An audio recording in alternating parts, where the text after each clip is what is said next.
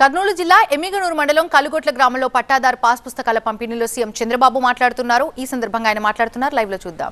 మీకు పట్టాదారు పాస్ పుస్తకం ఇస్తానే మళ్ళా ఒక ఫోన్ చేస్తున్నా. ఫోన్ చేసిన తర్వాత మీరు ఓకే అంటే నేను టిక్ పెడుతున్నా, కాదు అంటే మళ్ళా ఎంక్వైరీ చేస్తా. దీనివల్ల ఒక ట్రాన్స్పరెన్సీ వస్తుంది. ప్రభుత్వ యంత్రాంగంలో ఒక జవాబుదారీతనం వస్తుంది. భవిష్యత్తులో ఇది వస్తే మీకెక్కడా ఇబ్బంది లేకుండా జరిగే పరిస్థితి వస్తుంది. ఈరోజు ఈ నెలలో మీరు ఒకసారి చూస్తే 279 గ్రామాల్లో ఈ నెలలో మన పట్టాదారు పాస్ పుస్తకాలు ఇస్తున్నాం. 1,16,870 మందికి పాస్బుక్లు సిద్ధంగా ఉన్నాయి. 91,038 మందికి పుస్తకాలు ఇప్పటికి పూర్తయినాయి. ఈరోజు నాతో కూడా పూర్తయినాయి, జిల్లాల్లో పూర్తి చేశాం. కర్నూలు జిల్లాలో 8,347 మందికి కొత్త పట్టాదారు పాస్ పుస్తకాలు ఇస్తున్నాం. మీ ఊర్లో మీరు చూస్తే 1,178 కొత్త పాస్ పుస్తకాలని పంపిణీ చేశాం. ఇప్పుడే ఎంఆర్ఓని అడిగా, మీ యొక్క విఈఓని అడిగా, విఆర్ఓని ఇంకా సమస్యలున్నాయంటే 100% పట్టాదారు పాస్ పుస్తకాలు రాజముద్రలో ఈ గ్రామంలో ఇచ్చాం. అది చాలా తృప్తినిస్తుంది. ఇది కాకుండా మీరు చూస్తే ఇప్పటి వరకు 37,40,000 పట్టాదారు పాస్ పుస్తకాలు రెడీ అయినాయి.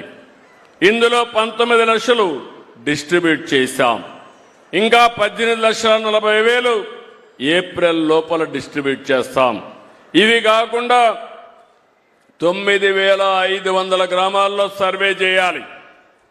అవి చేస్తే 62 లక్షల మందికి కొత్తగా ఇచ్చే అవకాశం వస్తుంది.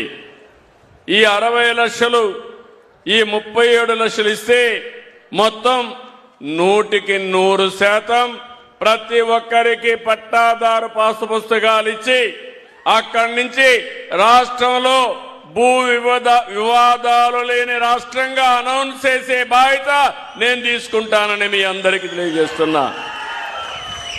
డిఫికల్ట్ ఎక్సర్సైజ్, కష్టం.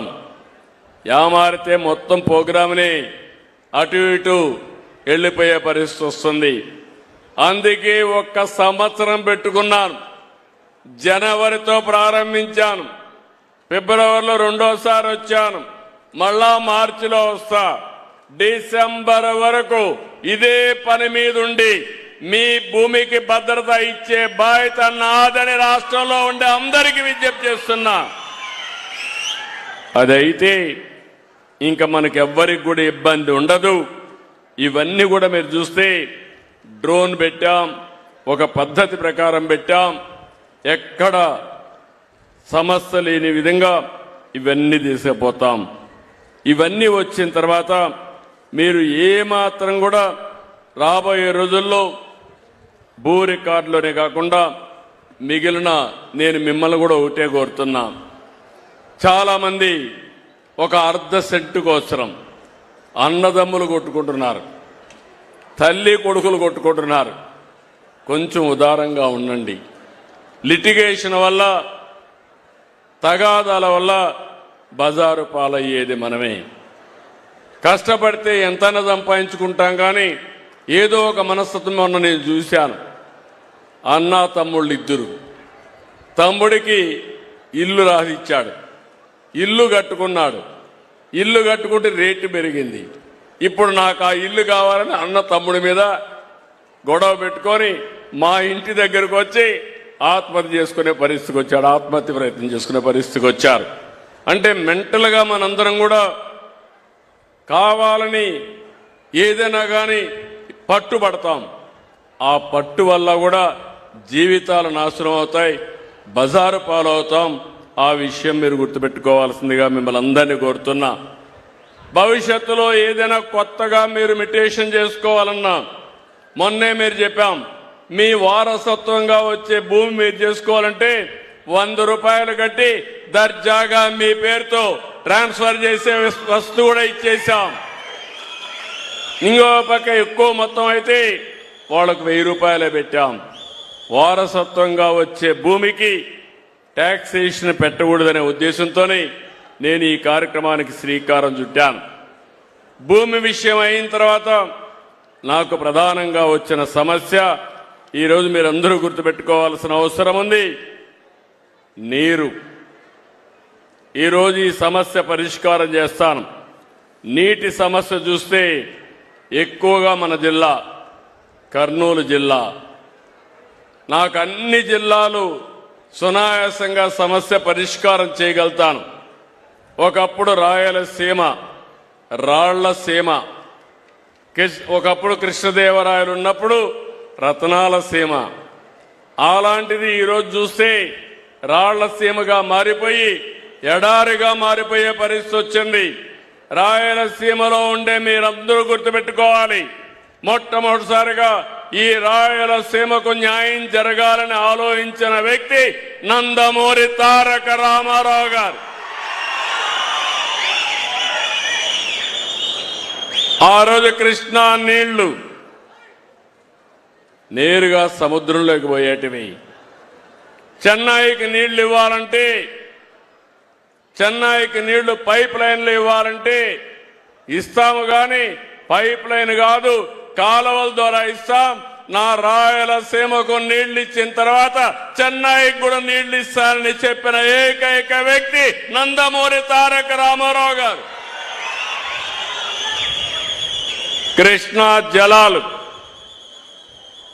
బచావత్ అవార్డులో ప్రాజెక్టులు కట్టుకునే అవకాశం ఉంది. మిగులు నీరు మన హక్కు అని చెప్పి అంద్రి నీవా, తెలుగు గంగా, నగిరి గాలేరు ఇలాంటి నదులన్నీ కూడా అనుసంధానం చేసి అనేక ప్రాజెక్టులు తీసుకొచ్చిన వ్యక్తి ఎన్టీ రామారావు గారు. ఈరోజు నేను ఒకటి ఆలోచించాను, నదుల అనుసంధానం చేసి రాయలసీమని సస్యశ్యామలం చేస్తాను. నేను 3-4 సార్లు చెప్పాను మీ అందరికీ, రాయలసీమ రాళ్లసీమ కాదు, రాయలసీమ రతనాల సీమగా చేసే బాధ్యత నాది. నీళ్ళిస్తే బంగారు బండే భూములున్నాయి, బంగారు పండించే మా రైతాంగం ఉన్నారు. ఈరోజు హార్టికల్చర్ ఒకప్పుడు అనంతపూర్ జిల్లా, కరువు జిల్లా, 10 ఏళ్లు వేరుశెనగేస్తే 2 ఏళ్లే పంట వచ్చేది. నేను ఎప్పుడు పోయినా ఒకటి అడిగేవాళ్ళు, పెట్టుబడి పెట్టాం, పెట్టుబడి కూడా తిరిగి రాలేదు, కనీసం దానికైనా సబ్సిడీ ఇవ్వమంటే మొట్టమొదటిసారిగా నేనే ఇన్పుట్ సబ్సిడీ ఇచ్చారని చెప్పి కూడా నేను మీకు తెలియజేస్తున్నా.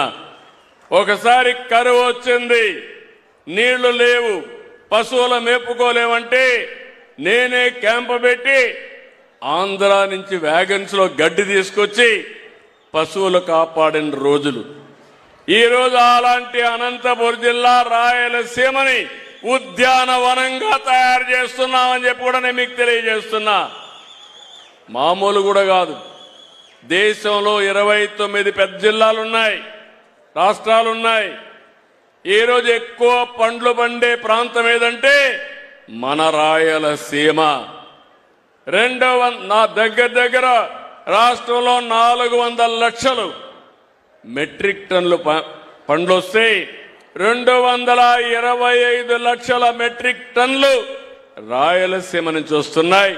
అది తెలుగుదేశం పార్టీ చూపించిన చొరవని మరొకసారి మీకు తెలియజేస్తున్నా. ఈరోజు రోడ్లు బాగు చేశాం, సాగునీరిచ్చాం, పరిశ్రమలు తెస్తున్నాం, కరెంట్ ఇస్తున్నాం, సోలార్ కూడా ఇక్కడే ఉత్పత్తి చేస్తున్నాం. ప్రాజెక్టులో గ్రీన్ ఎనర్జీ కూడా, అంటే పంపుడు స్టోరేజ్ ద్వారా ఎనర్జీ కూడా తయారు చేసి రాయలసీమని ఒక ఎనర్జీ హబ్గా తయారు చేసి కరెంటు ఛార్జీలు కూడా తగ్గించే దిశగా ముందుకు పోతున్నా. మీరు ఒకసారి చూశారు, వైఎస్ఆర్ కాంగ్రెస్ పార్టీ ఉంటే ఎన్నిసార్లు పెంచారు తమ్ముళ్ళు కరెంటు ఛార్జీ? 8 సార్లు పెంచారు. 32,000 కోట్లు వేశారు, 1,15,000 కోట్ల రూపాయలు అప్పులు చేశారు.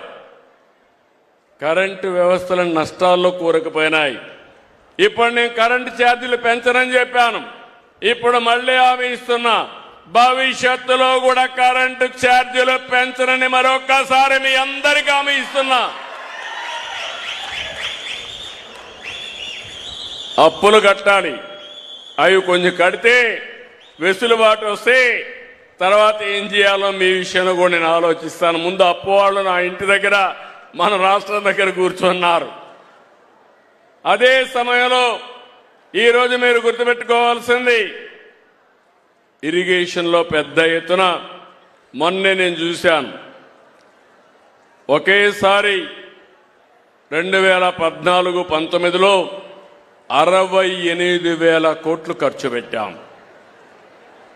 వీళ్ళొస్తే రాయలసీమ, నా రాయలసీమ అంటాడు. నేను కూడా రాయలసీమ బిడ్డనే, ఇక్కడే పుట్టా.